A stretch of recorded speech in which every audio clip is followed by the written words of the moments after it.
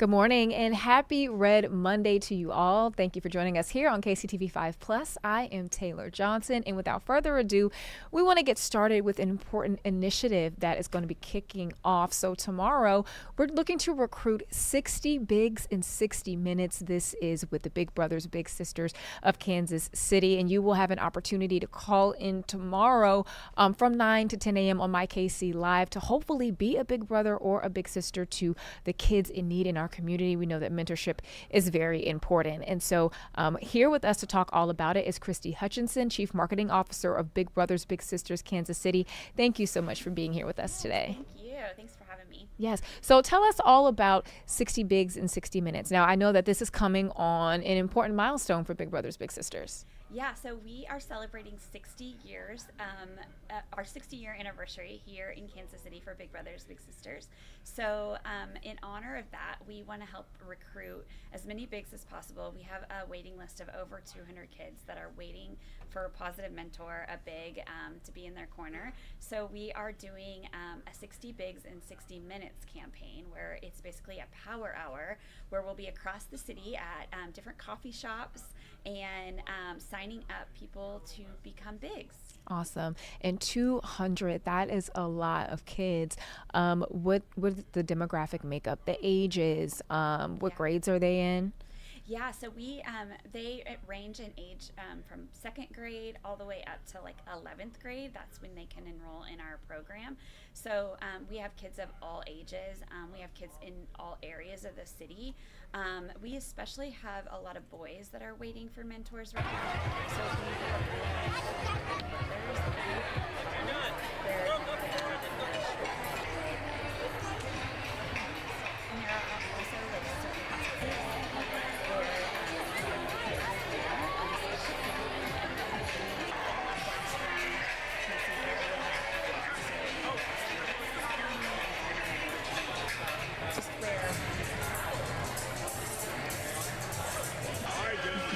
And I feel like it's been a common theme, even in other cities that I've worked in, that male mentors have been pretty hard to come by when it comes to Big Brothers Big Sisters programs. Can you just talk about the importance of those male mentors and just the role that they can play in the lives of the young people?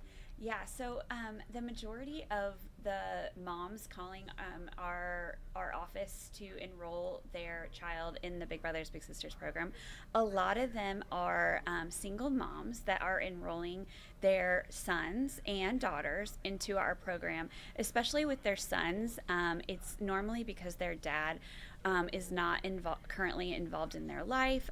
It could be because their father has passed away, involved in the military, or just never been really a part of their life.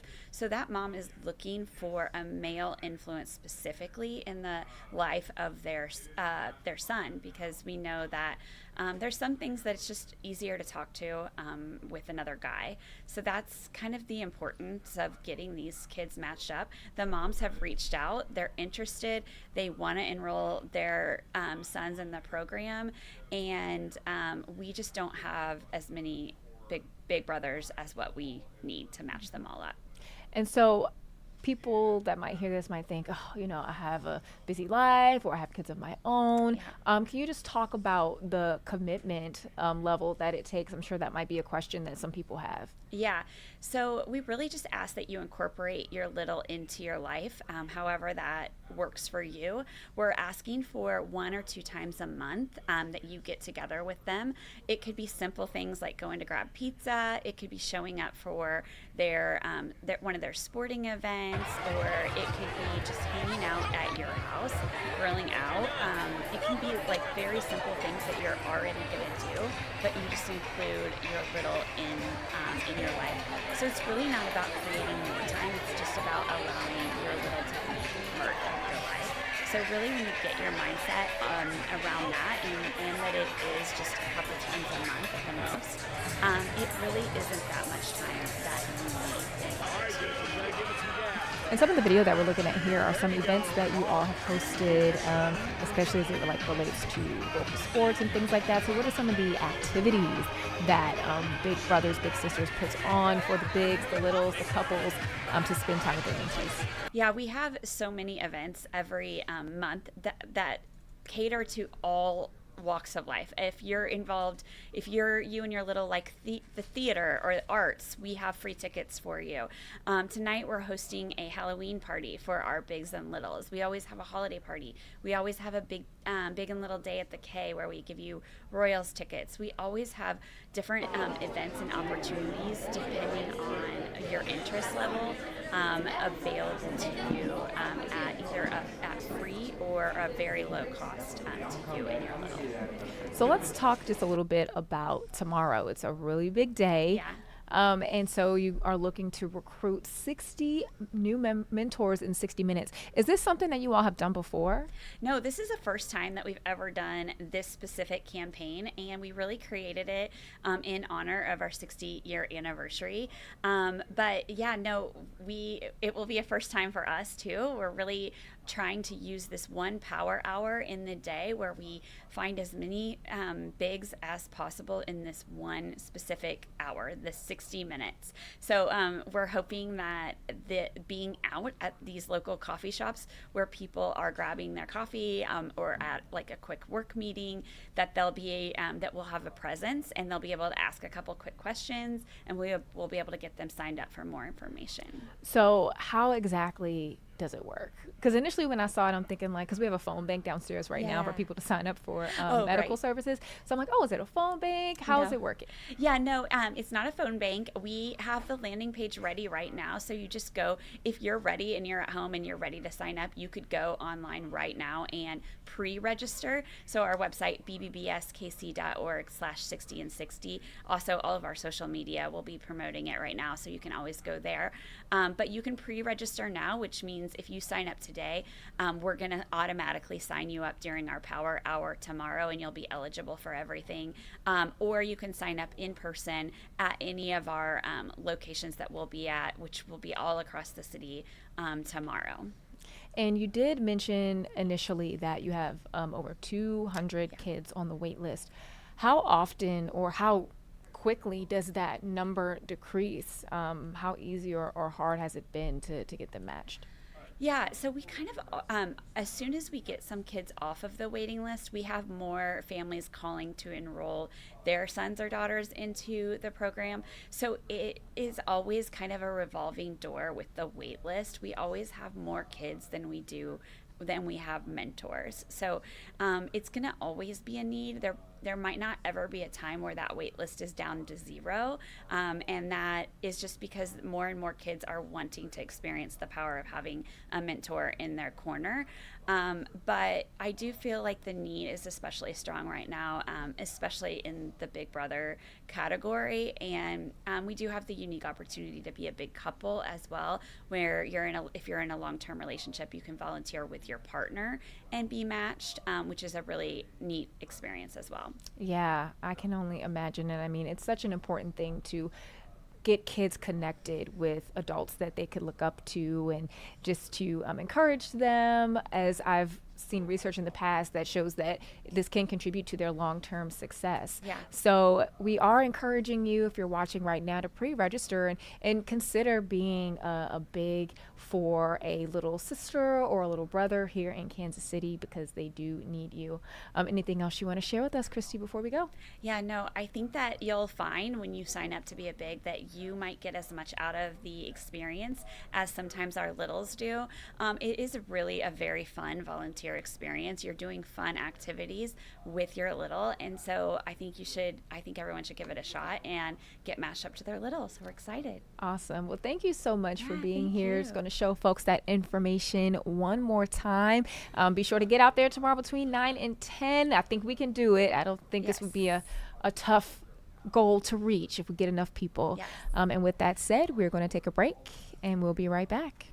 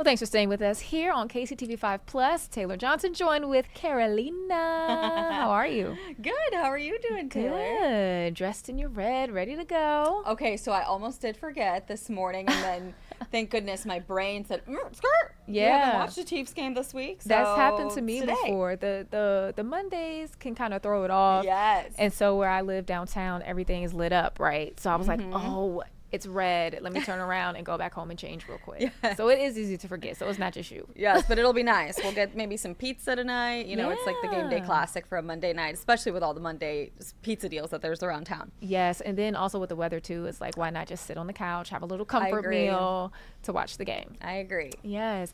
Well, let's get into our news headlines. There is a lot to get to. I know a lot of folks are really dealing with some tough times as it relates to the government shutdown. We are in the second longest shutdown in U.S. history, coming in at day 27. Now, millions of families on SNAP, they could lose money for food, and thousands of more workers will be sent home with no indication of when their next paycheck is coming. And some of those workers are right here in our area. KCTV5's Gabby Luma joins us from the newsroom.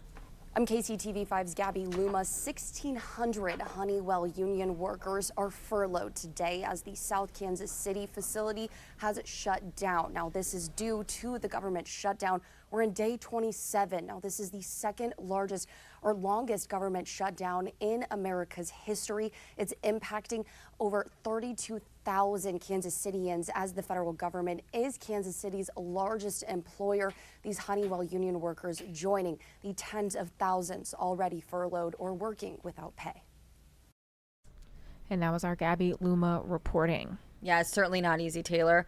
The shutdown's also putting SNAP benefits and jobs at risk. More people are turning to food pantries across the metro. Taylor, there was a statistic that we heard about last week where Harvesters was saying for every SNAP meal, for every meal that they provide, SNAP provides like so much more than that. Yeah, so actually Feedly Summit, I was able to chat with them yesterday, and they said that I think SNAP equates to 9 bags in food pantries. Yes. Is like 1.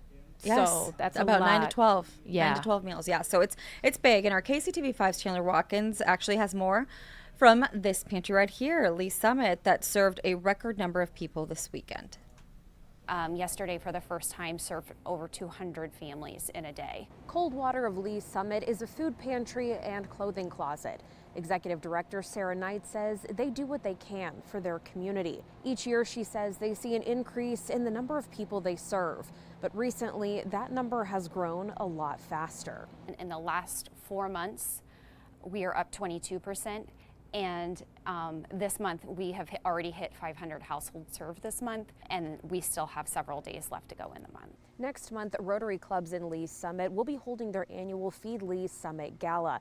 There, they hope to raise $250,000 for nonprofits like Coldwater.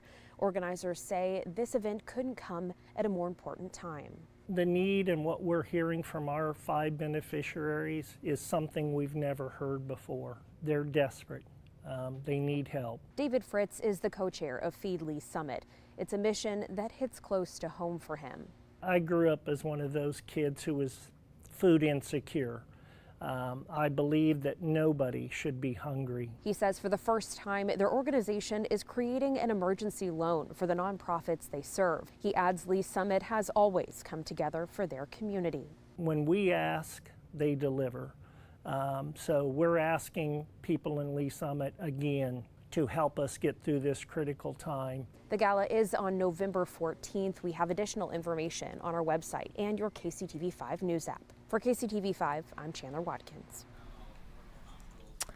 All right. And so Kansas Governor Laura Kelly, she's hosting food drives at each stop of her statewide listening tour to help families who are struggling during the shutdown. She'll be in KCK on November 3rd at the West Wyandotte Library. The governor is asking people to bring non-perishable food items for those in need. And I mean, Carolina, even just thinking about the time that we're in right now, we're going into November. It's Thanksgiving time. I can only imagine what these families are going through. I also believe that in some of our reporting that'll be in our national stories that some federal workers are going to stop getting their first paycheck this week. So it's really getting scary. Yeah, if you think about it, I think we're entering a period where kids are going to be spending so much more time at home too. So those are more meals that parents have to provide, and they don't they might not have the ability to do that. Like, they do Yeah. rely on the schools to provide them with these other meals. Yeah, and these food pantries, they're doing everything that they can, and it's just even, kind of lighting a fire in me to give, maybe go through the cabinets, see what I have, or even donating money. Every few dollars, I'm sure it goes a long way. 1,000%, 1,000%. Yeah, this is a big story that's obviously caught the attention of our entire community. And then we have another one too that's been just very heartbreaking, but this family's turning this into a big moment of inspiration here. So they're calling it Do Like Duke. It's a simple saying really here, but it's got a powerful message behind it. The local family is using this message to honor 10-year-old Duke Omert's life. He's the Leawood boy, you'll recall, who was hit while on his e-scooter just earlier this month. He died from his injuries last week, and his family has launched the Do Like Duke Foundation to honor his memory. The community has raised more than $130,000 to support his parents and sister. We're told his celebration of life will be happening at Church of the Resurrection on Wednesday afternoon in Leawood. All right. So sorry for their loss, but I'm glad that they're using this way to have his legacy live on. Well, meanwhile, in Shawnee, they want to keep kids safer on e-scooters. So the city council, they're going to discuss a new ordinance tonight that would ban e-scooters from city streets and require helmets for anyone under 18. The proposed rules come as the city sees more high-speed e-bikes and scooters, raising safety concerns for both riders and pedestrians. I know this is a story that we've been following pretty consistently. It seems like, especially last week, that there was a number of different incidents related to these. Yeah. Almost every day we hear of something that's going on. Yeah. All right, what kind of person does this? Breaks into a 125-year-old theater and then just trashes it. That's what Kansas City police are trying to figure out right here. Someone trashed the Folly Theater last week, and the damage, as you can see right here, is jaw-dropping. KCTV5's Ale Espinosa has the story. Construction at Kansas City's beloved Folly Theater, leaving $250,000 in damage and crushing weekend plans for hundreds of theater goers. Vandals unleashed chaos inside the century-old theater Thursday overnight. Staff say they smashed every monitor in the lobby, shattered glasses, and grabbed fire extinguishers, spraying white foam across the iconic stage and velvet orchestra seats. Staff tell us the crime was completely random, but they're making progress one day at a time. People are really ready to help us and find out who did this. I mean, that's our goal, is to figure out why. Now, KCPD says this is an ongoing investigation and they are looking for the suspects. Coming up at 10, what the theater is doing to honor everyone's tickets. Reporting in KCMO, Ali Espinosa, KCTV 5 News. All right, and now to another story here. Imagine seeing what you just saw happening right next to your home. A family of 5, they lost it after a fire at an abandoned apartment that spread, and all that's left is the damage that you're seeing here. So this fire happened near 35th and Euclid on Friday. DeLon Cravens owns the home and now considers it a total loss. He had rented it to a family with 4 children for 10 years, and he says the abandoned property next door had been an ongoing problem for a long time. Many times about just either tearing it down or boarding it up or doing something with it, but no response, and this is the result of it. And this is devastating, really, and just the family just lost everything. At least 10 complaints were filed with the city service for permits, inspections, and code violations. No excuse, absentee voting will get back underway in Jackson County today, and there are 2 questions on the ballot. The first question is for the entire county to vote on. It's for voters to decide whether or not the Jackson County assessor position will be an elected one, currently held by Gail McCann Beatty. And the position is, of course, appointed usually by the county executive. The other question is about the independent school district. So if you live within the affected area, you will be asked whether you like that 4-day school week and want to still keep it. We've got much more information on early voting available on our website right now. All right. And so the signature gathering effort against a recently passed congressional map in Missouri, the one you see here, continues. Volunteers were out in Blue Springs this weekend. The effort is backed by the Democratic National Committee. It needs over 100,000 signatures by December 11th to put it on the November 2026 ballot. Now, the map that they're opposing, once again, is the one you see right here. State lawmakers, they pushed it through at a special session, and it targets Democrat Emanuel Cleaver's district, with Republicans hoping to send more conservative representation to the nation's capital. The focus at Arrowhead Stadium might be on the Chiefs for right now, but in just a few months, all eyes will be on a different type of football game. If you want to get your tickets to next year's World Cup, another early window just opened, and our KCTV5's Nathan Brennan is joining us here from downtown Lee Summit, where the countdown is on.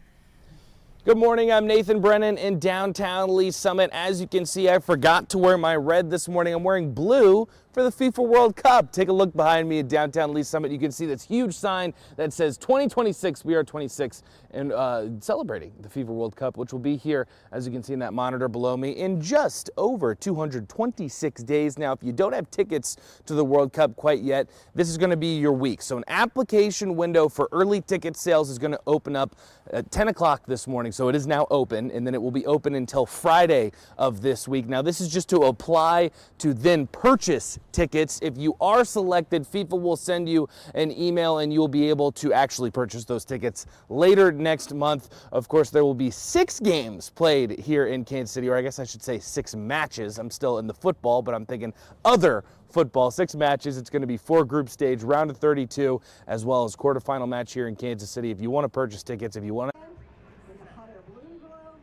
I cut Nathan off by accident, y'all. I'm sorry. I didn't mean to do that. Well, as he said, the ticket draw is open right now. So I was trying to prepare for the next story. So here it is. Yes, look at these little guys. Well, ahead of the World Cup, the official mascots, they made a special stop right here in Kansas City. FIFA, they recently unveiled the trio. They are Maple, the moose for Canada, Zayu, the jaguar from Mexico, and Clutch, the bald eagle for the United States. The mascots greeted fans at the Shields Soccer Complex in Overland Park and the Track or Treat event in Midtown KC. Are you planning to go to any matches, Carolina? Oh, I would love to. I think it is just for especially the Latin community, just such a community thing, and like a thing that you do with your family is watch these games on TV. And being Colombian, you know, we've been in the World Cup many times, so you know I always root for Team Colombia. Yeah. So having it here is just kind of, it's a weird notion. I'm really intrigued to see how our city pulls this off. Yeah, it's one of those things. It's like, okay, we've been talking about it, and now it's like, okay, once I see that it's happening, it'll feel real. Yeah, and it's almost like my worlds are colliding too. Yeah. Like it's like the Latin world, and usually I think of like here in Kansas City or like the U.S., it's more like football, American football, other sports. But I'm like, oh, soccer, like we're really doing it, and we're doing it big. Yeah, and I mean, it's even cooler for you with this job that we have, where you get to really be involved in this way, as a spectator, as a fan, but also as a job. Absolutely. Get to do cool things with this job, I must say. Okay. Totally. Well, speaking of American football, yes, let's get right to it. The Kingdom is ready to get loud tonight in spite of our dreary weather today. The Chiefs are hosting the Washington Commanders tonight for Monday Night Football. After an 0-2 start, Casey has really turned things around. We've, of course, been winning here the last 4 or 5 games and becoming the Super Bowl betting favorites. Over the past month, the Chiefs have led the league in total offense while allowing just 17 points. Tonight's kickoff is at 7:15, a little late for us, Taylor. Oh, yeah. The Chiefs have never, though, lost to Washington at Arrowhead. Oh. I'm gonna call Carolina. Carolina. I was like, bring us back up, Taylor. I'm gonna call Carolina out real quick because she threw me under the bus this morning. No, I didn't throw you under any bus. I just stated facts. Well, it is a fact. Explain why. Okay, because I'm from the Washington, D.C. area, and I am a Commanders fan. So, but I'm in Kansas City, so I have to kind of, I know that it can be like you're torn, right? I absolutely am, and I will say it did cross my mind. I was like, maybe I could wear burgundy because it is like in the red. I thought family, you might do that, but then I would have called you out. I knew I would have stuck out like a sore thumb, but I did think about it. But I mean, it's exciting for me that they're here. I'm excited to also see how the game goes because the Commanders shocked a lot of us last season, where they were very close to being the Super Bowl contender last year against the Chiefs in the game. Of course, they ended up losing to the Eagles. So I'm like, okay, this is the chance to see what they could do.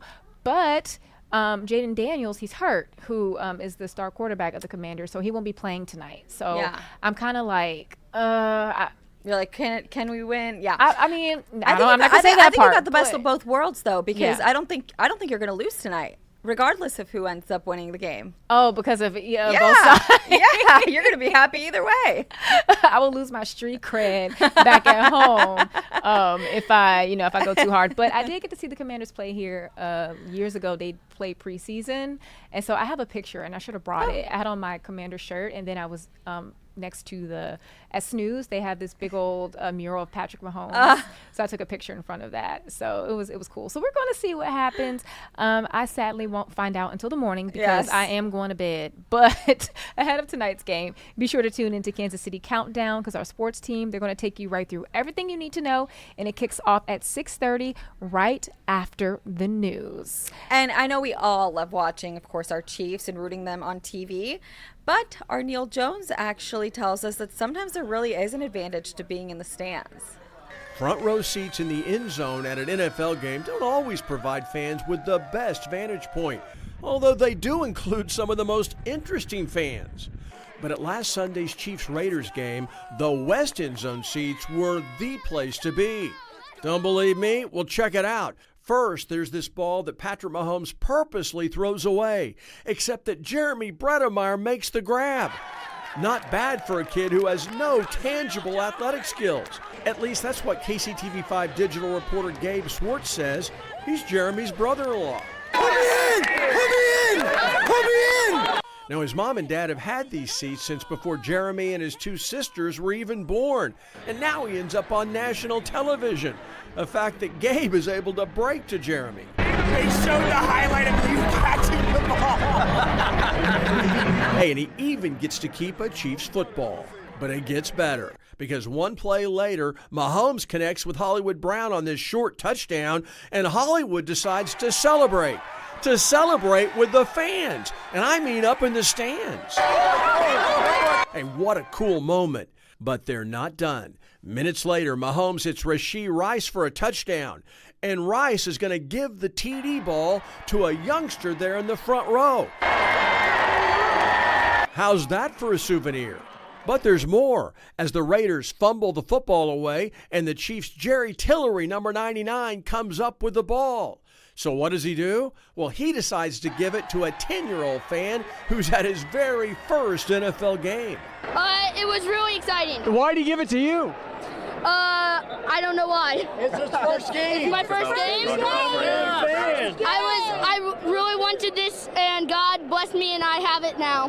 Hey, that's 4 remarkable moments all in the same small area.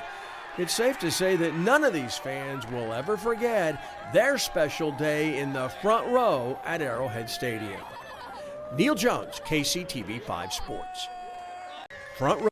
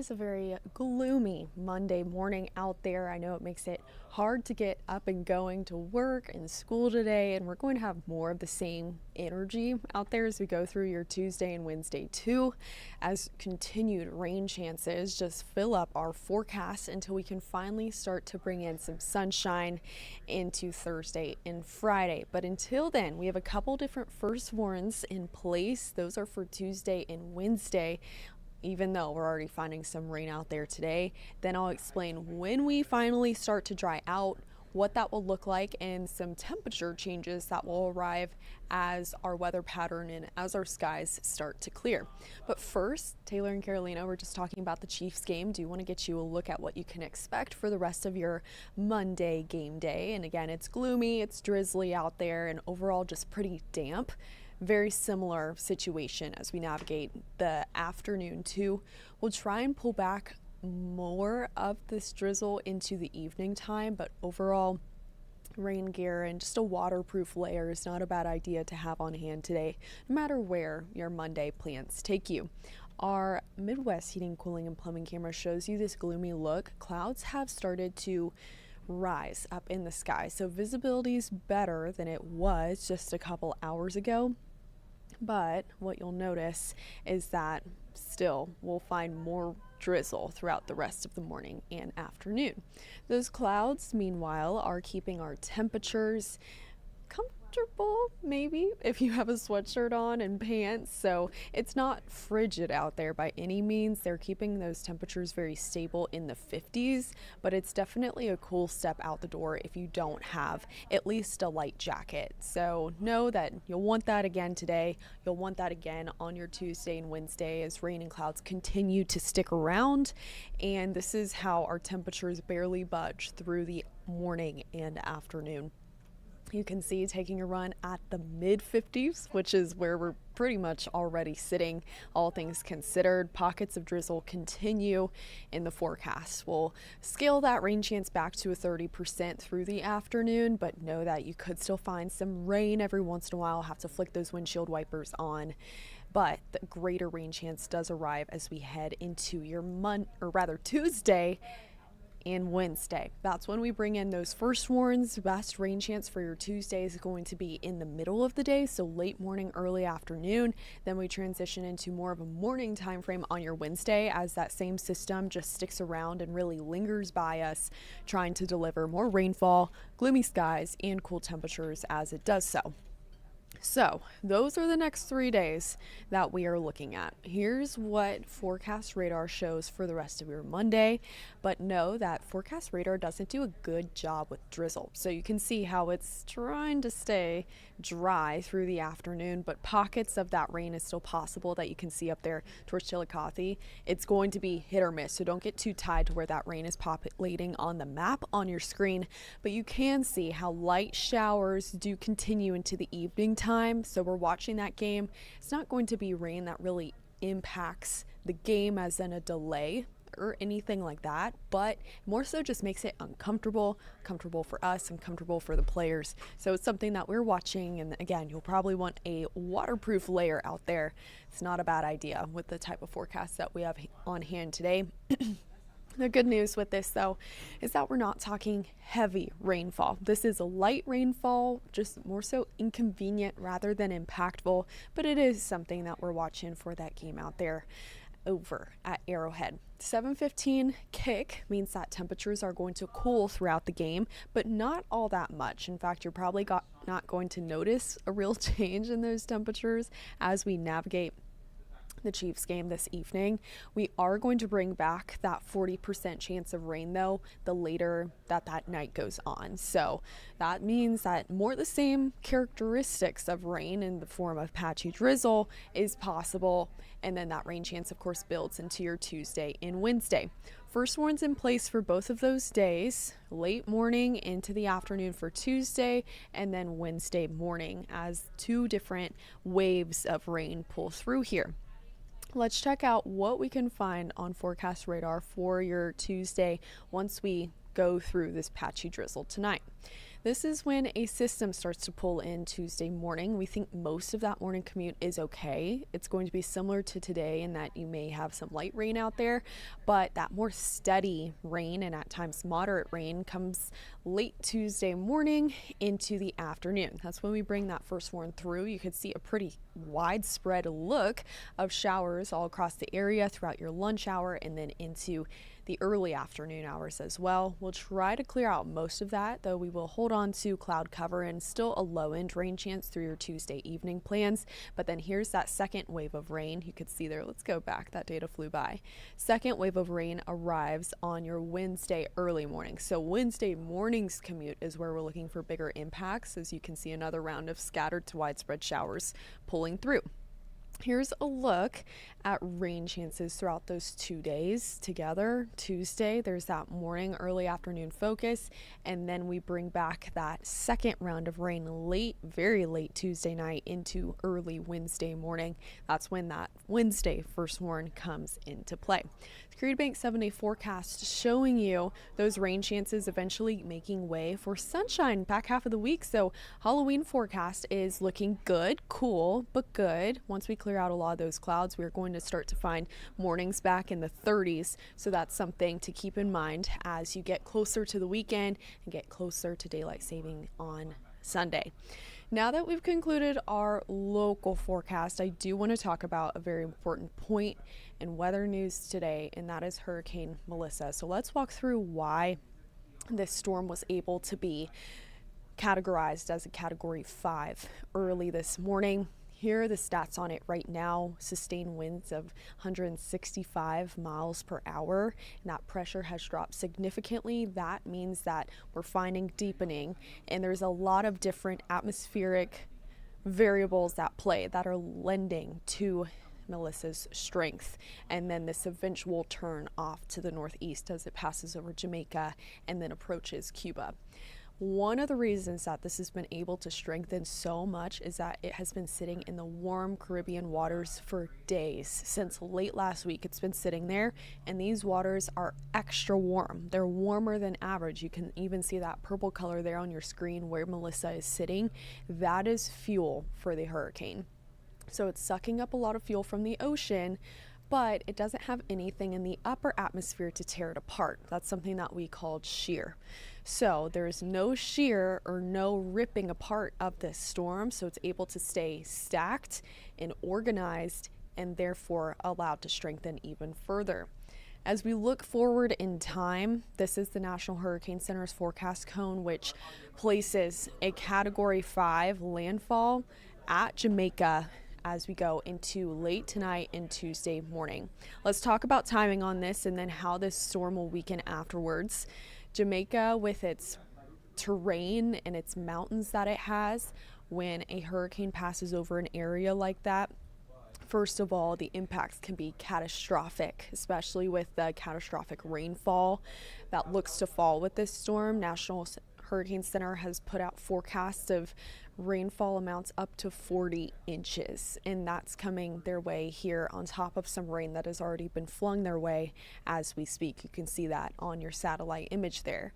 But as that then makes landfall as a very strong storm, Category 5, it will then weaken into still a major hurricane as a Category 3 on the north side of Jamaica. Then it pushes towards Cuba.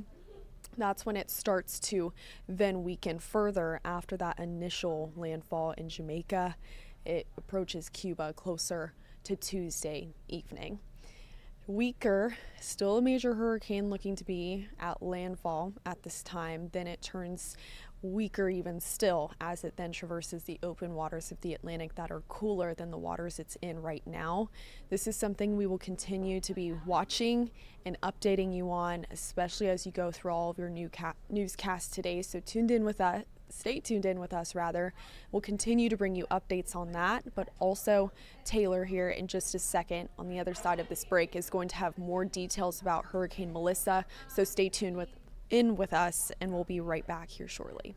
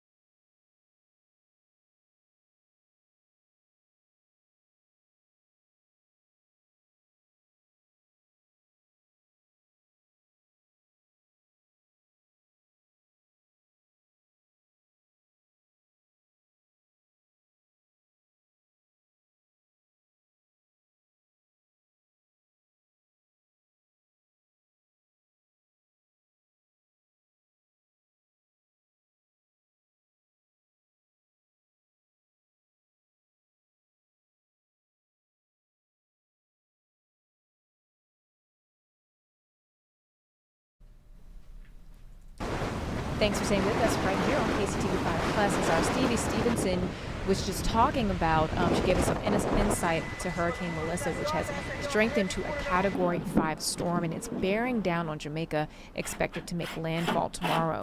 The U.S. National Hurricane Center, they warn of destructive winds and up to 30 inches of rain. This is the strongest hurricane to hit Jamaica in recent history, and Melissa has already caused fatalities in Haiti and in the Dominican Republic. Authorities are warning of catastrophic flash flooding and landslides, and the storm is forecast to move across Cuba and the Bahamas through Wednesday, bringing significant storm surges and more rainfall. So we wish the best to the folks who are on the island of Jamaica, and even in the surrounding areas, as they talked about the DR, the Bahamas, Cuba. It's pretty scary. Yeah, and hopefully they'll be able to prepare as best they can for that. Yeah. In the meantime, President Donald Trump is in Japan today after an eventful stop in Malaysia yesterday, where the president touted himself as a peacemaker while presiding over a peace treaty signing between Cambodia and Thailand. The president made his first stop in Japan at the imperial residence for a meeting with the country's emperor.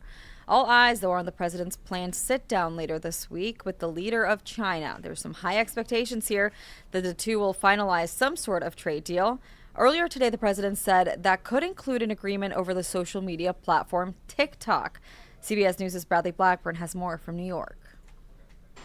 President Trump is spending the second leg of his week-long Asia trip in Japan today for meetings with the country's emperor and new prime minister. I look forward to meeting the new prime minister.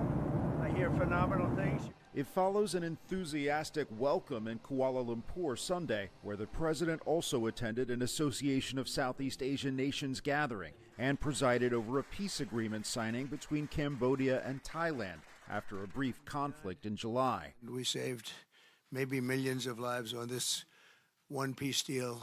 But trade is top of mind, with President Trump set to meet with Chinese President Xi Jinping later this week in South Korea. I think we're going to have a successful transaction for both countries. After meetings between U.S. and Chinese trade negotiators, Treasury Secretary Scott Bessent says the president's threat to slap China with a 100% tariff is effectively off the table, and that China is likely to remove the threat of export controls on rare earth minerals. Bessent says the two nations are also expected to wrap up agreements on TikTok and U.S. soybean exports this week. The soybean farmers are going to be extremely happy with this deal. Meanwhile, back home, tensions are ratcheting up between the U.S. and Venezuela, with a U.S. warship docking in Trinidad and Tobago over the weekend. Venezuela has called the move a hostile provocation. This after the U.S. has struck multiple alleged drug trafficking boats in recent weeks, killing more than 40 people. Bradley Blackburn, CBS News. All right, so now we're going to talk about the government shutdown in a more national level here. So as we mentioned to you earlier on KCTV 5 Plus, that this start of the week marks day 27 of this shutdown. And now there are going to be more signs of the toll it's taking on travel and on federal employees and programs. So here's our Bradley Blackburn again, tracking the latest. In Woburn, Massachusetts, mail carriers were delivering groceries Saturday to local food pantries. The carrier's twice-yearly food drive is taking on extra urgency, with SNAP benefits set to be frozen on November 1st for 42 million Americans if the government shutdown continues. Everyone steps up. Everyone's here always to help out and provide. There are similar scenes at food banks across the country, bracing for a spike in need. In Houston, the Military Family Advisory Network is making free food boxes for military families nationwide affected by the government shutdown and a potential lapse in benefits. There's a lot of uncertainty there, and so it's really creating this perfect storm for people. The uncertainty around pay, the uncertainty around those benefits. We were not going to support a partisan Republican spending bill that continues to gut the health care of the American people. In Washington, Democrats are standing firm, demanding extensions to health care subsidies. But on Face the Nation Sunday, the Treasury Secretary pushed moderates to end the deadlock. I would urge moderate Democrats to be heroes, come across the aisle like they did in the spring and pass a clean CR. On Sunday, one of the nation's busiest airports, LAX, ground to a halt because of staffing problems. The airport was back to normal by the evening, but there could be more turbulence ahead. Air traffic controllers will miss their first full paycheck tomorrow. California Democratic Governor Gavin Newsom is teasing a potential 2028 presidential run. When asked yesterday if he would seriously consider running, he said, quote, "Yeah, I'd be lying otherwise." But Newsom went on to explain that his focus right now is on the midterms and helping Democrats regain control of the House of Representatives. He also said President Donald Trump's presidency will de facto end if Democrats succeed in the 2026 midterms. Well, here's a story that has captured a lot of attention. So this one is on the Louvre thieves. So a week after the thieves stunned the world by stealing priceless jewels from the Louvre Museum in Paris, prosecutors say that arrests have been made. So one suspect was caught trying to flee the country at the Charles de Gaulle airport. Surveillance video shows the thieves escaping on a basket lift, then speeding away on motorcycles in broad daylight. Police are analyzing more than 150 DNA samples from the scene, including evidence from a helmet, blowtorch, and walkie-talkie left behind. But the $102 million question remains: where are the jewels? So I realized, Carolina, that I had pictures of these, and I'm not the thief, but I had pictures of these jewels in my phone because I went to the Louvre last summer, and when I saw the story, I was like, oh my goodness, let me look through my camera roll. And so I have a picture of the crown with the pearls. Yes. I think it was like a necklace with green jewels in it. I had a picture of that as well, and they were so stunning to see in person. So it's sad to know that they were taken. It is just insane to know that not only did the Louvre get robbed, it got robbed while it was open. Yeah, it's like 30 minutes after opening still, and like a then they movie. managed to get away. This entire story, it feels like a movie, except in a movie I feel like they would have done it at night, right? When it's closed and they're no going one's through there. the little red laser. Yes. They're trying to get through the Man, how wild. But I'm actually shocked that they managed to actually arrest anybody in this. Yeah. Because at first it seemed like they would get away with it. Yeah, and funny enough, these thieves are inspiring Halloween costumes. I've seen a few people on Instagram dressed like the thieves, and I'm like, okay, interesting choice there. Basket lift and all, I'm sure. Yeah. Oh my goodness. Well, let's talk about from Halloween to the holidays. There's really no place like home for the holidays, right? Yeah. The trick, though, is getting there and not breaking the bank. I know you have family out in Washington. As CBS's Michael George reports, though, fewer Americans are actually expected to fly this holiday season. For those who do, there is a right time to buy that plane ticket. If you're heading home for the holidays, you have to beat the hustle and bustle first. I prefer to stay home and not deal with all the chaos. This year, price pressures have some people checking their list twice. A survey from Bankrate found about 1 in 5 adults say they plan to travel by airplane or stay in a hotel or short-term rental for the upcoming holidays.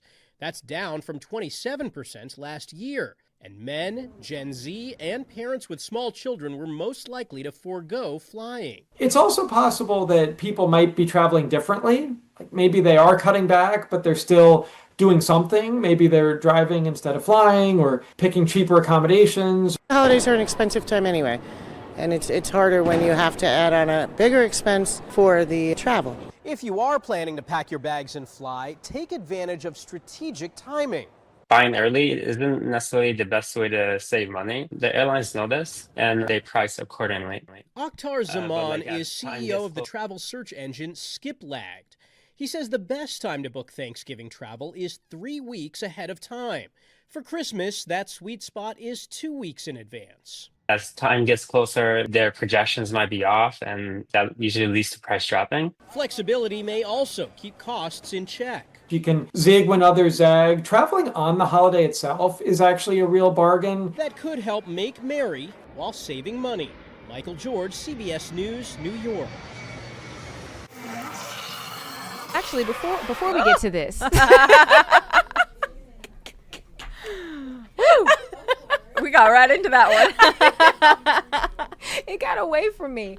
I wanted to talk to you about Halloween costumes. Oh, okay. 'Cause Halloween is on Friday, Yes. and I know you have your cute little family. So what are your costume plans? Okay, so we are gonna do a Monsters Inc. theme. Oh, love it. My little one's gonna be Boo, and I got her the actual Boo costume they sneak her into. Okay. The actual factory little with. monster. Yes, yes. So we went to our first trunk or treat on Friday. It was with our church, with our parish, and and she doesn't really know candy, like doesn't understand the concept of what candy is. We've never given it to her. We've given her ice cream, cupcakes, cookies, but never actual candy. But she loves a good give me something and I'll put it in my basket. She loves like collecting things. So cute. that was a hit. And then I'm gonna be Mike Wazowski with the eyeball on the belly.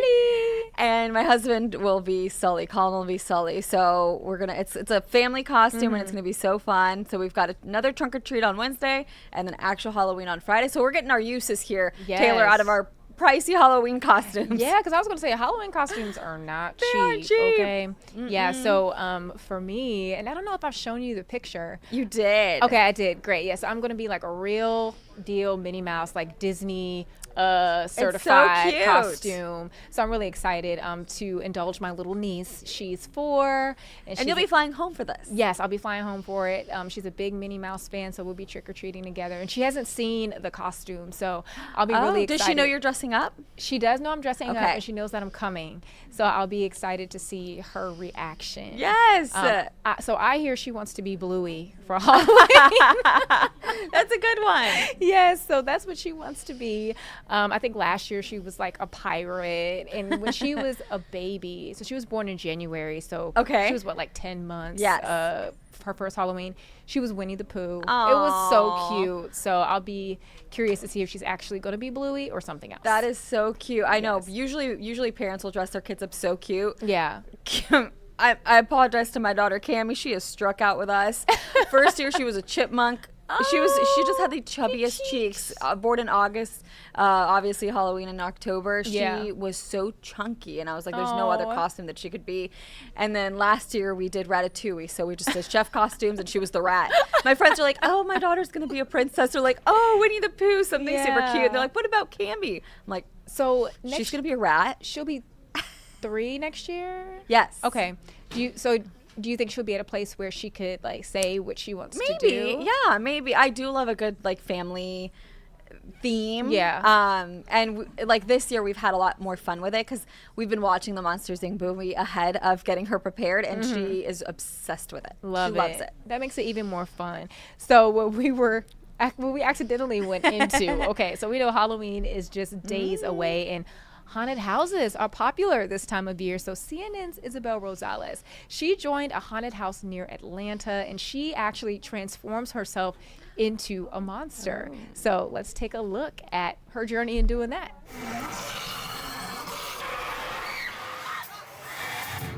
This haunted house rests on 10 sprawling acres, and every single day they can expect over 1,000 patrons to come through these doors. They also boast over 450 animatronics and special effects. Let's go inside to see just what makes it so scary.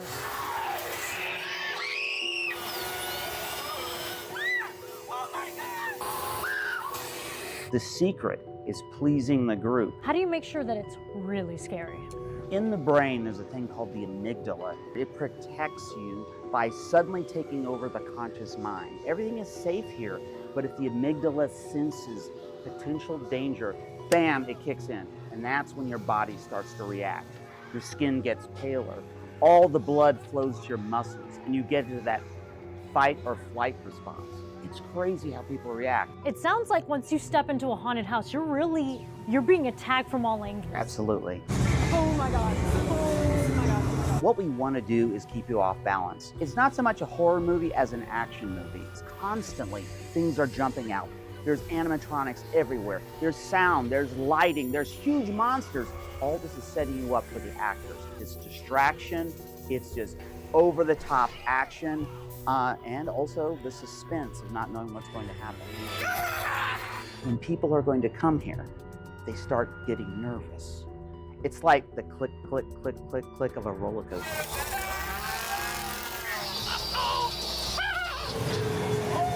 This is our Wolf Gorge area. We have an actor on a wire that flies over your head, and they walk right around this corner, and hidden in this hole is another werewolf actor. He reaches out and hits a button with a sound scare and a light. This is the Mega Mouth. This is a puppet. This thing has a bite that is massive in scale.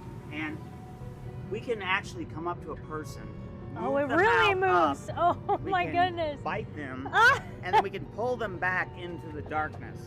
And this plays into that fear.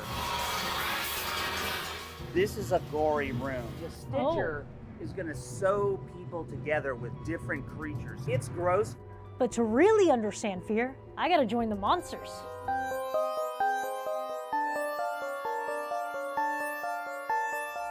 What you'll do is you'll take your hand and lunge out.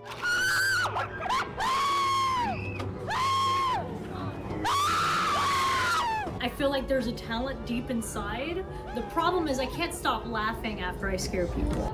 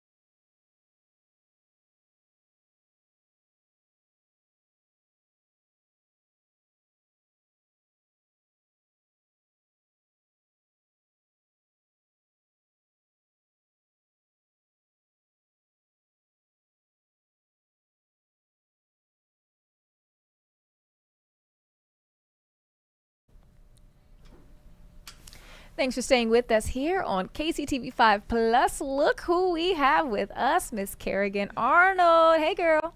Hi, I'm so happy to be here with you. Yes, so glad to have you with us. It's a good way to start the Monday. Yes, and a gloomy Monday at that, too. Oh my gosh, I know. I was driving in this morning, and even before I drove in, I was taking my girls out to go potty, and I was just like, oh my gosh, it's here. Fall is here. The gloomy is here. Like, those summer temps are gone. Oh my gosh. And I turned on my heat yesterday. Same.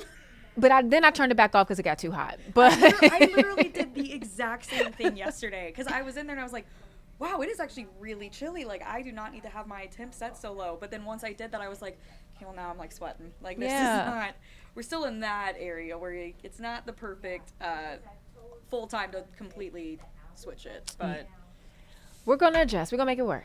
We can do this. I have faith in us. Yes. All right. So the community this weekend came together for breast cancer awareness, for making strides. You were out there. So tell us how everything went. Yes, it was so much fun.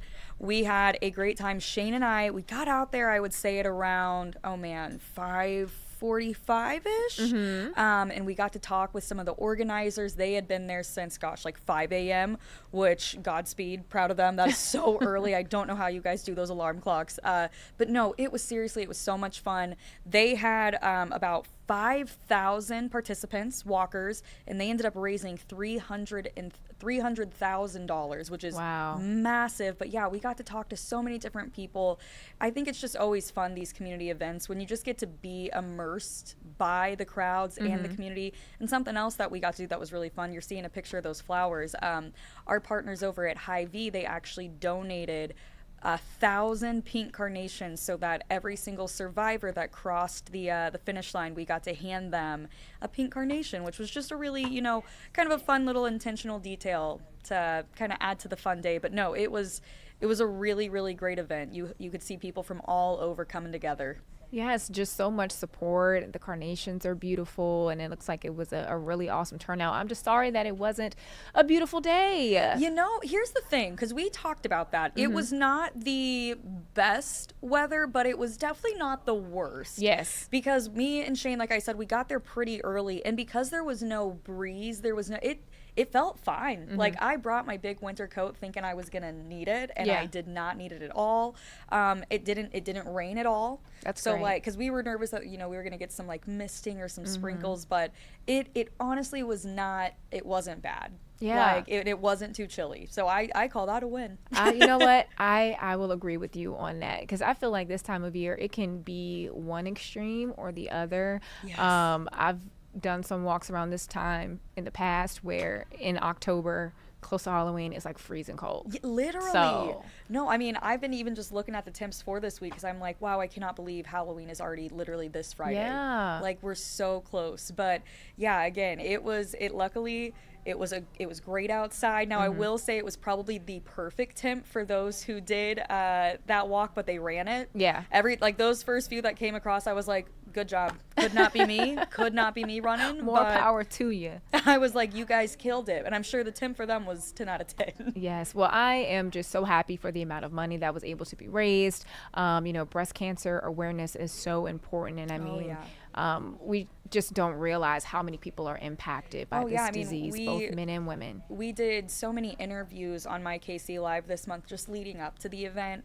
And it really is one of those things where it impacts everybody. Yeah. Like, if you have not dealt with it yourself, someone in your circle has.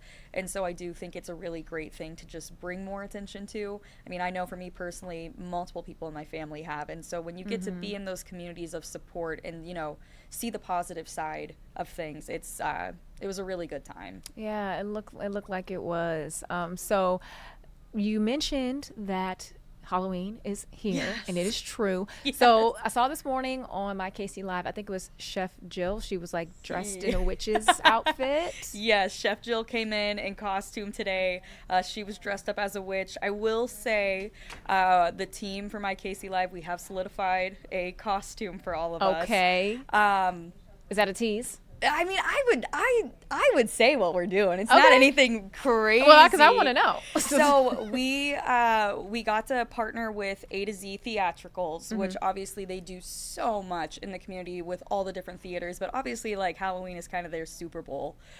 So we got to partner with them, and we went and looked around their warehouse. And so we decided it would kind of be fun to like lean into the 20s era. Okay. Like, we just Flapper had Taylor's. Girl? Yeah, Taylor Swift just kind of did her Life of the Showgirl thing. We thought that was kind of timely, but we didn't want to go too far into that. Yeah. So yeah, we're doing kind of like the 20s, the flappers. I think Shane's gonna have like a zoot suit on. Oh, I would or love to something. see that. He's got to have like the pocket watch that they Yes. had, the feather and the cap. Yeah, so we're gonna Okay. do something like that. We're gonna have, some different guests come on. They're gonna make some, like Prohibition era different drinks, mocktails and cocktails. Fun. But yeah, so we're gonna kind of be dressed to our nines, which I'm very excited for. I don't know what the costume looks like yet. Okay. They've taken our measurements, and I'm just like, And it's going to be custom too. I was like, I'm that. going to blindly trust whatever you guys think is the right thing to do here. Because we walked through and I saw so many, again, they have something for everything.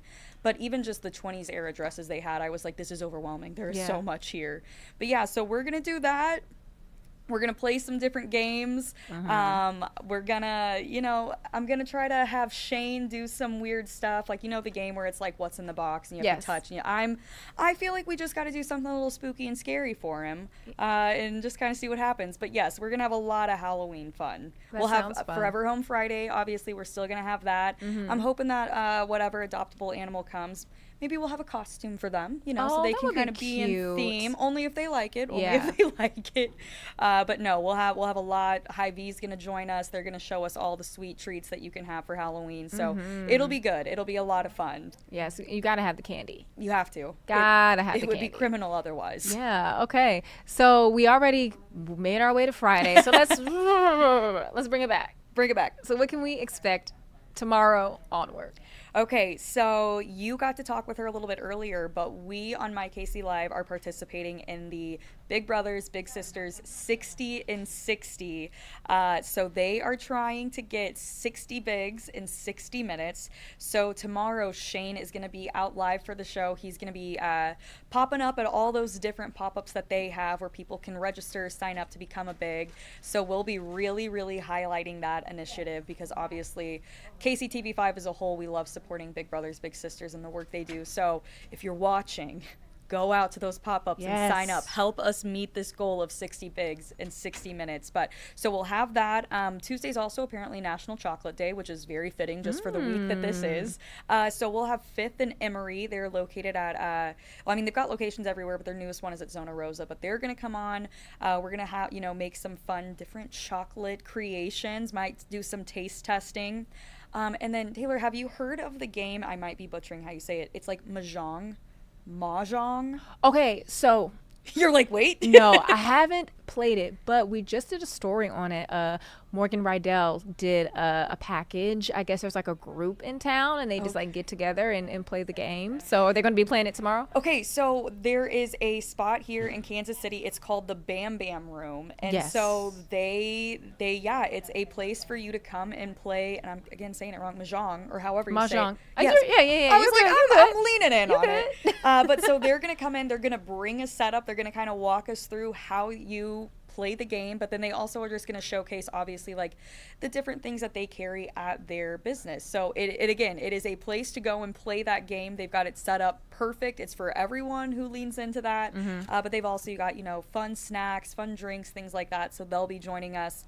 And then it's almost like, I think it's always a certain Tuesday in the month, but Gilded Chaos is coming on. So they are one of the amazing vintage stores that you can find in the West Bottoms. Lindsay Cupper, she joins us once a month to just showcase, some fun secondhand vintage, secondhand wardrobe. Just, if you want to lean into some of the older clothing and kind of, upscale it. Yeah. Or upstyle it, I think is what yes, they say. Upstyle. Yes, there it is. Or so, upcycle. Upcycle. Upcycle. We're figuring it out. Yes, we're bouncing off each other. You guys are following us. Yes. It's fine. But yeah, so she's going to be on. So that's Tuesday. Obviously, you guys know Miss Evany Bing joins us on Tuesdays. Yes. She gets to come and then hang out with you guys. Yes. So she'll be breaking down all the trending topics. And honestly, like, I rely on her for them because I live in my own little bubble of watching my documentaries. So most of the headlines I get are like years old. So when Evany comes on, I'm just like, wait, what's going on? Right. And it's always stuff where it's like, wow. Yeah. Wow. I know there's been a few times where like I obviously know a little bit more pop culture than Shane does. Yeah. So we were talking it was last week we were talking about something and me and Evany were like, yeah. And Shane was like, no, I don't know what you guys are talking about. And we're like, good, great.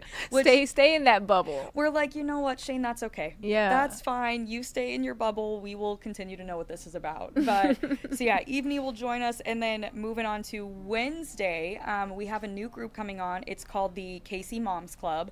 So they're just a great organization in the community, resources for moms, just, some fun things to do. I think they're going to be talking about different trick-or-treating options, different fall fests that you guys can attend, maybe some, last-minute Halloween tips if you aren't ready for it yet because it's snuck up on all of us. And then, of course, Miss Latrice Kabuya will be joining us for our Wellness Wednesday, which I'm very excited to talk with her because, if I'm correct, Taylor, you guys just finished her symposium? Yes, so she had her symposium on Saturday. That? It was powerful. It was awesome. And it left me with wanting to take some action items in my own life. So myself, I moderated a panel with some mental health experts, and they just dropped some incredible gems there. Always do. It was great. And then Janae Hancock, she did kind of like a fireside chat with Latrice about her new book. So it was a great day. I love that. Yeah. Well, yes. So Latrice will be coming on. She, again, Wellness Wednesday every Wednesday. She just feels like a hug and a person, like Yes. embodied. Like Her voice is warm, the Yes. energy. She's great. I love like Latrice. every time she's around, I just feel like I just want to like lean on her and be like, "Hey, I love you so much. What do we she'll need to-" just take you And in, she too. will. And it's also hilarious. My favorite thing is like every time we're about to do her segments, it's always like 30 seconds before we go live, Shane does something so weird where she just looks at him and she goes, "Oh, baby." She's like, "Oh, honey." And I can hear. She's like, yes. And she's always just like, "We're going to have to talk about you one day, Shane." Oh, She's my like, goodness. You're just such a weird That's one. funny. You But guys it never happens wanna miss- literally every single Wednesday. Never right want to miss before. her. But we have to try to so- catch those on air, too. I want Yes, to see. I always feel like I just get to have the best therapy with her, but then I also get to see her kind of roast Shane, which Yeah. as his co-host is always hilarious. But we'll have Latrice, and then Helen Austin, friend of the show. She is with Helen & Co. Interiors. She's an interior designer. She always comes on and she just gives us the best tips on how to, maybe add a little bit more warmth to your home, or, how to kind of give it maybe a hotel luxury feel, things like that. I So like that. she has she's been off for a little bit, but she's back with us tomorrow in studio, so we're super excited. And then we're also talking about a slime experience, but I have to say this is one of the funnest pitches I've ever got, because obviously we get a lot of emails about people wanting to be on my KC Live or with KCTV5, and this one came from an 8-year-old who was like, "Dear grown up." Oh. And they just went in on they're doing Oh. this fun event at Union Station, a slime experience, but it came from an 8-year-old. And Yeah. so I had some fun with it, and I replied back to them and I was like, "Dear tiny person, dear non-grown up, Yeah. we would love to have you. Dear Can child." we?" I know, I was just like, "Listen, if you're gonna pull the whole dear grown up, I'm gonna be like, dear child." Yeah. I saw your email, I see you, and yes, so they're going to be joining us on Wednesday for just some slime experience. So is it like Nickelodeon slime, or is it like the stretchy slime? I think it's more of the stretchy slime, Okay. which I will let you know, I went through a slime phase, but Yeah. only because I was a nanny. Okay. And so every day it was like we had to make a new slime. We would use a different lotion to make it smell really good. Yeah. We'd either use more lotion or more contact solution, or we would do like the foam soap to make Yeah. it different. So like I went through a slime phase, so I'm actually very excited. Okay. I'm like, let's see what you got. I'll like, be looking at the TV. My niece, I FaceTimed her yesterday, and she was playing with some slime, but it looked like it was like pink, and it had like these little like glitter things on it. So at least she had cute slime. No, listen, they've like elevated the slime game, which sounds again so crazy to even say that we're like taking this time to talk about slime. Oh my But like goodness. I see the different people that like have made this a career, and like there's crunchy slime, there's Yeah. like really soft marshmallow slime. Like it is a whole thing. Okay, well we'll see what the child brings. We'll see what the child brings for the Yeah. grown-ups. Yeah. And then Thursday, we've got to talk about it. Project Warmth is kicking off here at the station. So we will be out in the parking lot. We will be, taking all those donated items to, help keep those in our community nice and warm. So we'll have Project Warmth. Shane will be out there all day helping out with that. We'll also have, getting us ready for Halloween, we have EMF Creation. So she's going to be coming in. She's going to dress up the set and, make it feel very fun, very spooky, Halloweenish, because she very much specializes in, event decor. So we were like, well, then come dress up the set, like, Yeah, especially why for not? Halloween. And then there's something really cool going on. It is a red carpet premiere, and I think you guys might be doing something with it. I'm not sure, but it's called Sarah's Oil. Yes. And yeah, so she's Yes. going to be joining us as well on Thursday to kind of just get all the details on that, which obviously it's not often that we have red carpet events. So like, worth talking about. Yeah, and I believe it is scheduled that we're supposed to have someone come in tomorrow to talk about the movie, but it's a really cool piece of Black history for the Kansas City area. Sarah Rector, who was I want to say like a billionaire, one Yeah. of the first. So it's a really powerful story. And who doesn't? I love a red carpet. Right? I was like, listen, red carpet anything, sign me up. That's just always Yeah. fun. But again, it's such a special thing to be happening here in Kansas City. So we'll get details on that as well. And then obviously, like we said, Friday, we're going to have a lot. One of our friends, Nikki Vavra Custom Cakes, she's done cakes for Shane's birthday. She's done cupcakes for special occasions. She's just the best. But she's going to join us and kind of do some fun. Again, like we said, Halloween themed sweet treats. And then Hy-Vee will join us as well. And then, like I said, Forever Home Friday. And then whatever shenanigans Shane and I and the team get into in our 20s get up. Yes, I'm always looking for the shenanigans. We have TVs on the wall here, so I'm like, okay, what are they up to today? No. So you probably saw today we tried to do some dancing, and toward the end, right? Yes. Shane has a theater background, so that worked out perfect for him. Meanwhile, I'm over here and they're like, all right, step ball change, and I was like, I don't I am not coordinated. Just keep practicing. I was like, I'm just there. gonna jazz hands and hope for the best during this. Oh my goodness. But before I let you go, let's get into a little bit of some shenanigans of our own. And it's very light. So we're gonna do a little Halloween this or that. All right? Okay. So chocolate or fruity candy? Oh, I'm fruity. Same. Zombies or werewolf? Werewolf. Okay. I'm a little stuck on that one because I feel like, I don't know, zombies, can't you like take off their heads? So like, is there a way to like stop a werewolf? Okay, actually, you know what? That is actually fair. And based off what you've said, I'm gonna switch because isn't the werewolf thing like you have to like have like pure silver and like yeah, it's a lot going on. And like whereas zombies, now I don't know how accurate the movie Zombieland was, but like you gotta limber up, like you gotta double tap. I have like a rundown of what I can try. So and I'm gonna switch. Yeah. They're moving slow, but they can move fast. Oh yeah, they sneak up on you. Yeah. Okay. I don't like either, but I'm gonna stick with zombies on this. So I feel like this one is obvious. Costumes or no costumes? Oh, costumes. Yes. Witches or vampires?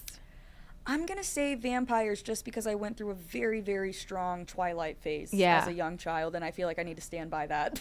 So the movie, it was just out, Sinners. Yes. It's a vampire movie. Did you see it? I did not see it because it looked too scary. Okay, it did have its moments. I heard that it was an amazing movie, though. Yeah, and it had an interesting concept with vampires where you have to, like, invite them inside. So, like, they would be outside of the house, and they'd be like, oh, just, acting normal. Let me just let me come hang out. And I'm See, like, I remember watching a little bit of, like, Vampire Diaries, and that was a part of it where, like, you have to let them in. Invite them in. But I think that I'm one of those people where I would be too gullible and I'd be like, yeah, come on in. And you're Have done. a seat You're at done the table. for. And then it would be 30 seconds later, I would be the You're the next vampire. Yeah. Oh my goodness. Okay. Skittles or M&Ms? Skittles. Yes, I'm a Skittles girl too. I love the purple Skittles, like the purple bag or the blue bag. Oh, the wild berry. Yes. And the tropical. That's purple and blue. So good. Okay. So good. Bats or black cats? I'm gonna do black cats. Yeah. Yeah. Because bats could turn into vampires. Yeah, and we're not messing with that. We've already decided. Yes. We've already decided no. And lastly, are we carving pumpkins or are we going to the pumpkin patch? Ooh, I think it's been different for me every year. So I'm gonna say for this year, we're gonna go with carving pumpkins. Okay. I have never carved a pumpkin. I was telling Janae last week and she was judging me for it, so I will not judge you for it. Thank you, Kerrigan. You're gonna have to get some goop on your hands. Like you have to know what you're getting in for. I do like making like the roasted pumpkin seeds after. Oh, pumpkin seeds are so good. A friend of mine made some last year and they were amazing. But we did like a little craft where we got like a pumpkin, but it wasn't like a real pumpkin. It was like one of them little plastic decorative ones. And then we got these little like flowers, and you could just like paint the flowers. Okay, yes, I've seen people do that as well, where you can just, which that honestly it's cutesy. It's a lot easier and it's not messy. Yeah. Because again, you start getting that stuff out and it's in your fingernails. It's a. Yeah, I don't like stuff in my nails. I would say then for you, go to the pumpkin patch and then paint them. Because the carving does get very messy. Okay, I take your advice. Well, thank you for playing with me today. And of course, every Monday through Friday, tune into my KC Live with Shane and Kerrigan at 9 a.m. on KCTV5. And you can watch it right here on KCTV5 Plus as well. All right, Kerrigan, we're going to let you get back to it. And with that being said, we're going to take a break and we'll be right back.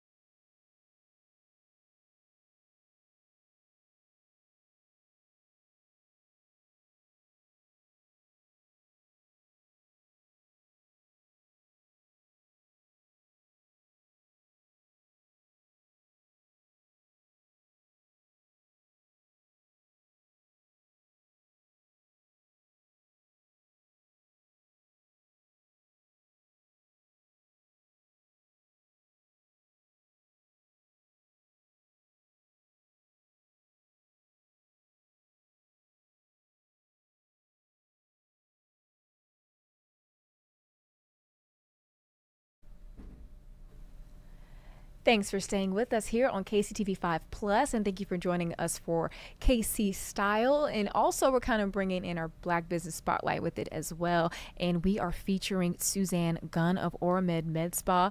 Suzanne integrates the wisdom of natural healing into her practice, and she's deeply passionate about education, both for her clients and the wider community. She regularly hosts workshops and seminars to share her expertise on skincare and helping others discover the benefits of holistic health and empowering them to take charge of their own wellness journey. Thank you so much, Suzanne, for being here with us today. Thank you for having me. Yes, so let's get started just with your journey. What got you into wellness and just becoming an expert in skincare? I grew up with a mother that was a herbalist. So this, growing up in Africa, this was part of what we did every time. We didn't have a clinic around the corner, a hospital around the corner when you got that deep cut or anything like that. So you relied on actual natural herbs. Moving forward, I transitioned becoming a nurse practitioner where I worked in oncology as well. And I also worked in community health where I saw a lot of concerns, especially with things like eczema, things like, just not taking care of regular dry skin. I got into skincare because I believe that the niche we have carved out for ourselves is also being able to take care of melanin rich skin. That is something that's always underrepresented when it comes to a lot of the med spas as well, because we do more of a clinical type of treatment, not only just your regular facials, but being able to take care of things that we know a lot of us suffer from, melasma. Those are some of the biggest things. Hair on your face, what is the right laser to use? Mm-hmm. And those are important things to know. I want to bring up your website really quickly because I like how it says where science meets serenity. Mm-hmm. Tell us a little bit about that philosophy of yours. I believe that you can integrate the two. I mean, my master thesis when I did it was about how do we integrate natural treatments that actually do work. I started my process of actually creating my skincare regimen back in 2027, where I actually made it in my kitchen. And then moving forward, I realized that I needed to have it certified. I needed to be 100% plant-based, and I think I also wanted to make sure that the ingredients went into it were actual ingredients that have been formulated scientifically, tested in a lab, and brought out so you can see that it actually works. We do integrate this actual products in our spa because that's why we stand out as a spa that uses natural ingredients and also cares for treatments clinically. One thing that stood out to me that I think a lot of folks in the Black community could probably identify with is coming up with these in our kitchen. I remember growing up and my grandmother would make like a face mask with like eggs and like cornmeal or something like that, and make it a facial, or we would come up with our own hair conditioner using like mayonnaise from the cabinet. But you taking it a step further and getting like that scientific backing, why was that so important for you? It was important because we hear a lot of sometimes mentioning of natural products being a fad, things that people are like, I don't know that works. I needed to show what is the breakdown of an actual plant. What are we talking about when we talk about aloe?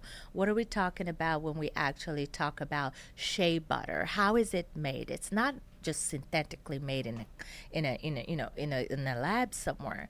You will actually see some of the ingredients that are broken down in these products that shows you this is why it works. There's a reason the industry is coming up, and it's projected by 2030 to be about $6 billion. There's a reason for it, because people can actually see what clean beauty does and actually works, and also it is great for those that have those just terribly sensitive skin. And so we're getting to a time of year where sensitivities that people have with their skin are really going to start coming forth with the change in seasons. I know one of my colleagues yesterday was saying how she has to make sure she keeps her chapstick on her because she's starting to get drier lips. I noticed that sometimes like it'll get a little dry here, like in the corners. So what are some of the things that we should keep in mind to keep our skin nourished, to keep it healthy as we transition into the colder months? So the thing we're looking at the cold months mostly, we're thinking about that cold weather, that windy weather, that weather that is actually very dehydrating to the skin. I always tell people the best way to start your program of winterizing is actually, when summer's ending, that's the best time to kind of get going into winterizing your skin. We're talking about products that go on your face. We're talking about products that go on your skin. Like what you just mentioned about the corners of the mouth, there's just moisture that we're losing. And what I tell people to start doing is make sure you're not using harsh products to begin with. Gentle cleanses. When it comes to your skin, start including those ceramides in products. Start including those things like a little bit of glycerin. If you're worried about having an oily skin, you also need the hydration. So when we talk your facial skin, your hyaluronics, it's one of the best hydrant. And what people don't realize as we get older, we lose more moisture. We lose more of those supporting moisture that helps keep our skin hydrated. Stay away from gentle, keep the gentle moisturizers. People that exfoliate a lot, you do not need it to do that in the winter. You have to cut back on exfoliating. And some people don't realize that some things that you're using inside your products could be causing the actual and worsening of the dryness. Things with parabens, things with sulfates, those are regular ingredients. If you read your labels, you may find as well. And that's good to know. I recently started working with an esthetician to help me manage my skin because I have to wear heavy makeup every day, and then especially around this time of day, my skin starts to get pretty oily around the T-zone. So trying to figure out how to regulate that. But also, skincare products can be expensive, right? Especially if you're going into Sephora or Ulta or something and it's just off the charts. But for people who are maybe looking for more affordable ways to be able to try to maintain their skin in a safety way, what advice would you have for them? I would say no matter what product you're using, read the label. Make sure just it has something like a ceramide in it, something like a glycerin that could be affordable. Just make sure that it's staying away from unnatural ingredients. So in other words, when you go to your store, it doesn't mean that you need to buy the $100 product versus another product that could be just equally as safe and equally as good. You're just reading the label to make sure this is not a product that's going to be over drying your skin. It's a product that probably has a ceramide in it, a hyaluronic in it, a peptide in it. Those are great products. There's very good product available that may not also necessarily be at the store. You want to look into your research. You want to, AI has given us one of the best ways of being able to kind of navigate through mounds of information. That's the best thing to do, is to be able to have products that even if they're affordable, you're also sticking to them at least 6 weeks to know that they work. Because I find a lot of people, they buy this and that and this and try to stick with one line. If you're using one particular line, try to get the moisturizer from that line, the cleanser from that line, the hydration product from that line. It helps for you to know as your skin cell turns over in 28 days, how is this product actually working out for me? And when is the best time to kind of make a change maybe in the products that you're using to try something new?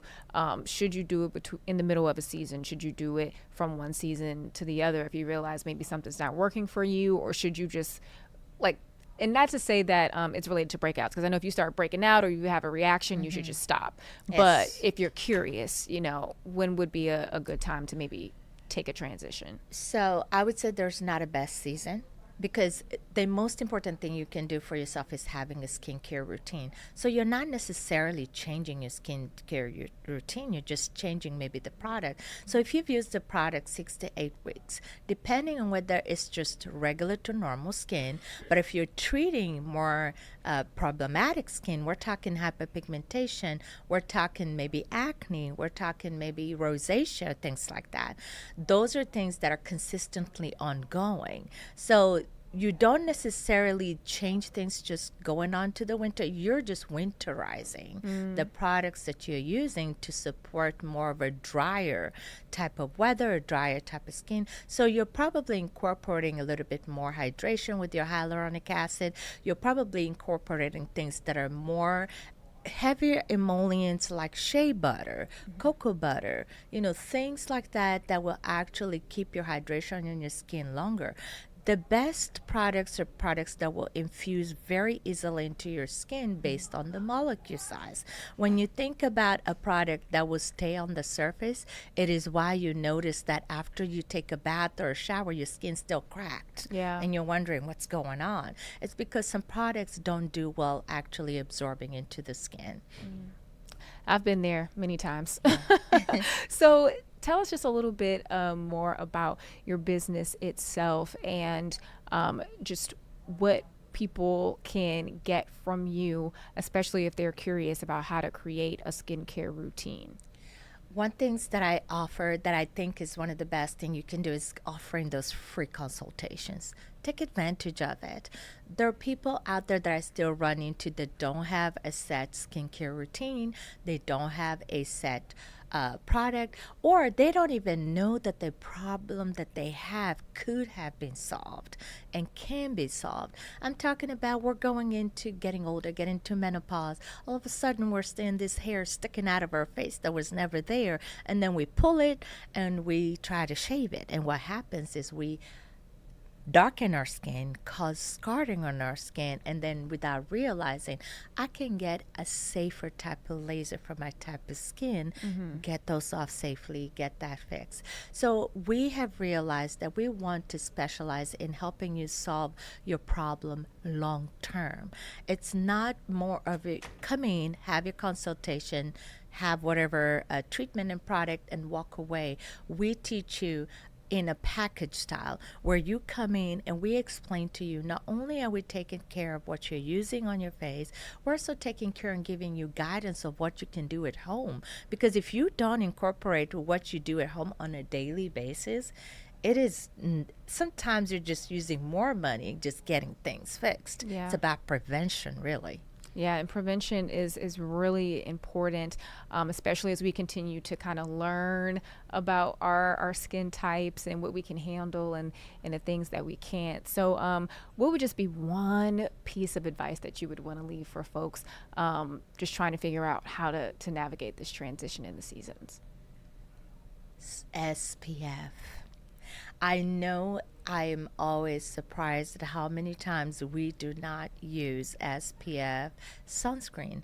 You have to use sunscreen all year round. The protection that you can give your skin will help against any sun rays. And in the winter months, we're thinking about those windy days. Not just windy days, your skin does need to be protected from the sun rays. I mean, we've seen as far as people that may sit by a window in the office and they have a whole different area of skin that is at risk. And so applying sunscreen, reapplying sunscreen is important. And make sure at least your sunscreen is a good, if you can, 30, best 50 and above. Good to know. I feel like that's another misconception, that sunscreen is only needed when you're going to the pool. Absolutely. Hear that all the time. Yes. So just want to bring up your website one more time really quickly just to let the folks know how they can find you and get more information about the work that you do. So you can find us at auramedspaandwellness.com, or just go simply to and Google Overland Park Aura Med Spa. And we are also available by reaching us by phone, 816-705-6199. But feel free to stop by. We always, like I said, give those free consultation. We help you sit down and figure out what it is that I need to be doing to my skin based on my skin type too, and also what are the products that will help me kind of have a wonderful winter, just staying and keeping that skin soft, hydrated, as well as accommodate some of the treatments that will help you maintain that longer. Yes, that's really important. Well, Suzanne, thank you so much for being with us here on KCTV 5 Plus and sharing this really useful information. I feel like you can never have too much of it because I see skincare also just like as a overall part of your health as well. Yep. I mean, it's one of the biggest organs that we have. Yeah. I mean, absolutely. You want to make sure that you're completely taking care of it. And plus, it also helps accommodate, like you say, you wear makeup on a daily basis. It accommodates and protects your skin against that.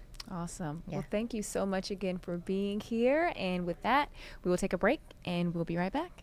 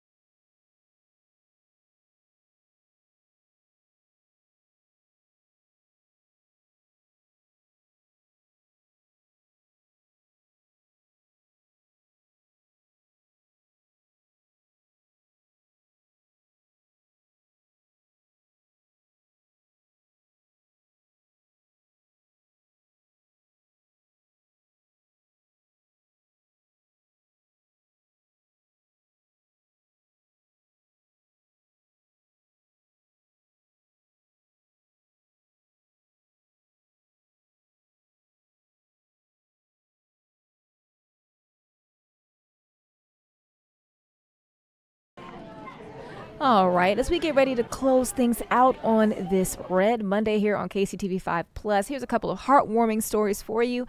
It was a day of celebration at Advent Health Shawnee Mission as NICU graduates and their families reconnected with the incredible caregivers who supported them through their earliest, most challenging days. They celebrated every milestone and all the amazing progress these little fighters have made. Attendees, they dressed in their favorite fall outfits, enjoyed a day filled with games, laughter, and entertainment.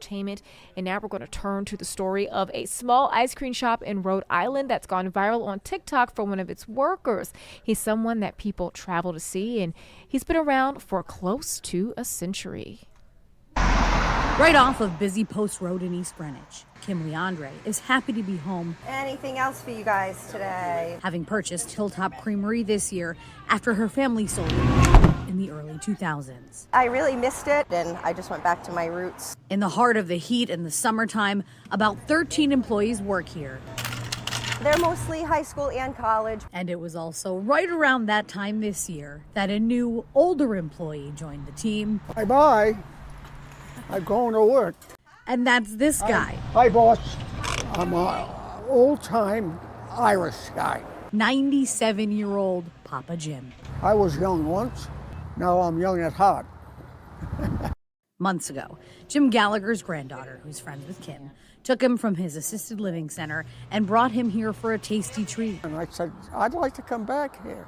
From there, he became a familiar face. I meet a lot of nice young ladies. That's why I like to come here. Is that your father-in-law or your husband? And now whenever he has the opportunity, he's here, happily lending a helping hand. They pay me an ice cream because I'm not really good at being in the kitchen. I want what you have. The generational joker is unlike anyone his age. Oh, he's feisty. He's still full of life. He's always smiling and not afraid to speak his mind. Well, you're a nice young lady. No hitting on the women. Which is why within the last few weeks, he's become a social media sensation. I'm doing the best I can. We started making TikToks literally just for fun when it was kind of slower one day. Papa Jim particularly has taken TikTok by storm, melting the hearts of millions. 20 million views. Papa Jim, yeah. Hilltop Creamery is where I take my dates, and they all love it. He promotes products and offers the inside scoop. He's an avid taste tester, and those on the internet, though he doesn't really understand, can't get enough of him. What more do you want? People love Papa Jim, and he's experienced, he's wise, he's 97. His newfound fame has brought in customers from all over. I had a couple today that came from Ohio that were on a road trip that only came here to meet Papa Jim. But it's his kind coworkers, he says, and their zest for life that has made everything so much fun. Somebody that worked here gave me this shirt. They said to me, "You're too old for this place." I said, "I know it." Hi, can I help you? Shout out to Papa Jim, and he is an inspiration. I was just talking to one of my colleagues earlier about how as we get older, we got to keep staying active. And that's probably one of the reasons that has kept him well into his 90s. But before we get ready to close things out, just want to push that you check our website out, kctv5.com, to stay up to date on all of our headlines today, local, national, everything in between. As you know, we have Monday Night Football tonight, Chiefs versus the Commanders. We'll be having coverage on that. We have KC Countdown tonight at 6:30 after our evening newscast, so be sure to tune in for that as well. And we will be staying on top of what will be happening as a result of the government shutdown. But with that being said, we do have our new newscast that's coming up in the next few minutes with Carolina Cruz and Bill Hurlbrink. They're going to have all of your latest updates, including a live look at Arrowhead. I believe our Nathan Brennan is going to be out there checking out some of the tailgaters. I'm sure some fans are already out there ready to get their spots, even on this gloomy weather day. And speaking of which, let's take a look at the Country Club Plaza, which might be another spot where you decide you want to go and watch the Chiefs game later tonight. Kickoff is in the 7 o'clock hour, so be ready for that. And we are going to end things out here. Taylor Johnson here on KCTV 5 Plus. Be sure to join us right back here tomorrow morning at 10 a.m.